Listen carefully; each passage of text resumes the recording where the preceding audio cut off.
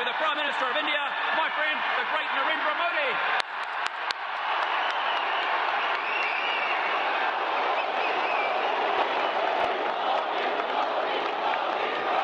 Thousands of supporters packed out a sold-out Spark Arena to welcome Prime Minister Narendra Modi. बाद में आप कहते हैं कि वो बड़ी परेशानी है, मोदी फ़ोन नहीं सुन रहा, मोदी जो है वो कल से खामोश है, अब पता नहीं वो क्या कर देगा. Thousands of people have arrived at Auckland Spark Arena to get a glimpse of Narendra Modi, the Indian Prime Minister, ahead of his visit today.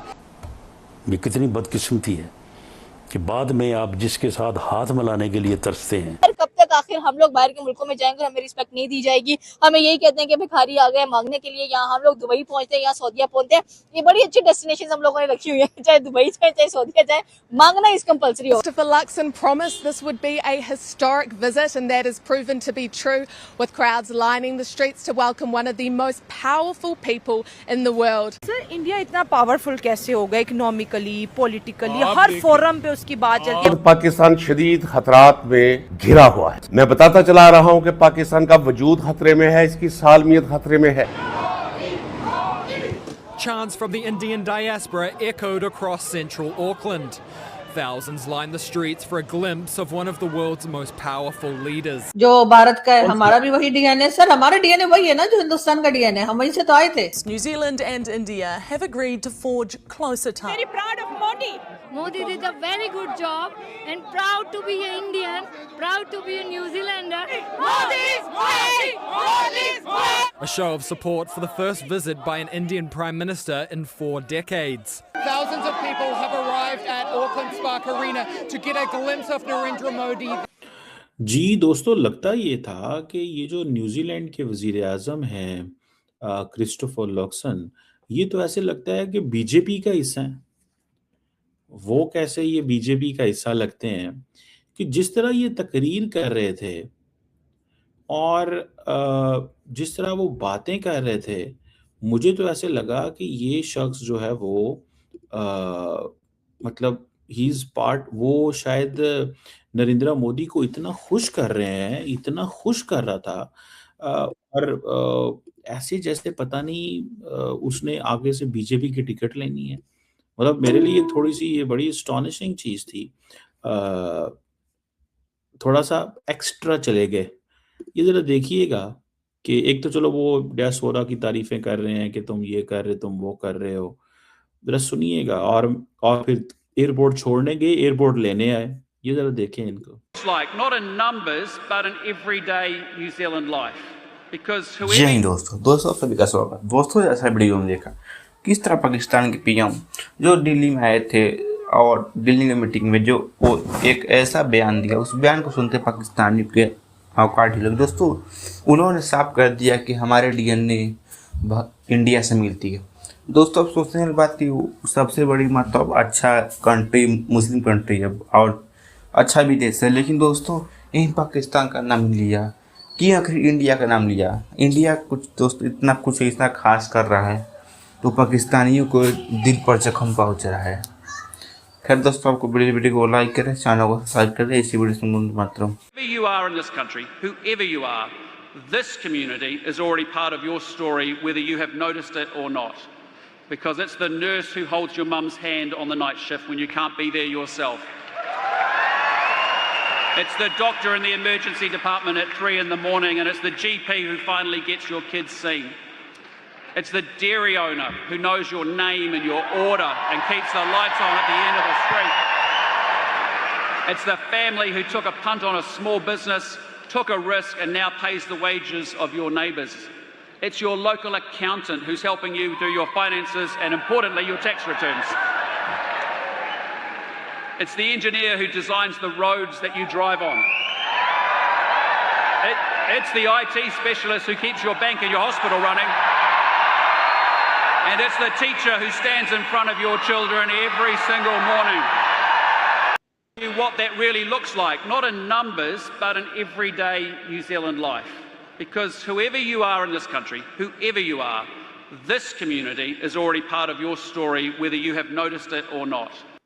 Basically वो न्यूजीलैंड के लोगों को कह रहा है कि ये जो इंडियन कम्युनिटी है ना, ये पार्ट ऑफ आपकी स्टोरी है. अच्छा, ये थोड़ा-सा इंटरेस्टिंग सिनेरियो है कि मतलब वो कह रहा है कि भाई 3 बजे अगर कोई डॉक्टर है वो तो वो इंडियन है, इंजीनियर है तो वो इंडियन है, आईटी प्रोफेशनल है तो वो इंडियन है और इंडियन कीवी कम्युनिटी जो है वो बड़ी है, इम्पोर्टेंट है एंड आप बहुत बड़ी एग्ज़ाम्पल हो this and that and so on and so fourth. So you know that's important. और मैं देख रहा था कि जिस अंदाज से ख़ास तौर पे वो एयरपोर्ट पे जब छोड़ने आए उनको, तो normally this is not how the western countries do. New Zealand एक वेस्टर्न मुल्क ही हम उसको समझते हैं, ऑब्वियसली वेस्टर्न कंट्री है, तो वो तस्वीरें दिखा रहे हैं। ये मैंने पाकिस्तान में तो होते देखा होगा, इंडिया में तो होते हुए देखा होगा कि जनाब ये जो जिसे वो कहते हैं ना एक डेवलपिंग नेशन तो ये करती है, लेकिन इस तरह एक डेवलप्ड नेशन का जो वज़ीर-ए-आज़म है, वो इस तरह शायद ना करता हो। ऊपर से क्योंकि ये तो देखें, ये तो दे आर गिविंग जॉब्स, वो तो जॉब्स दे रहे हैं। ये देखिएगा ज़रा सिनेरियो।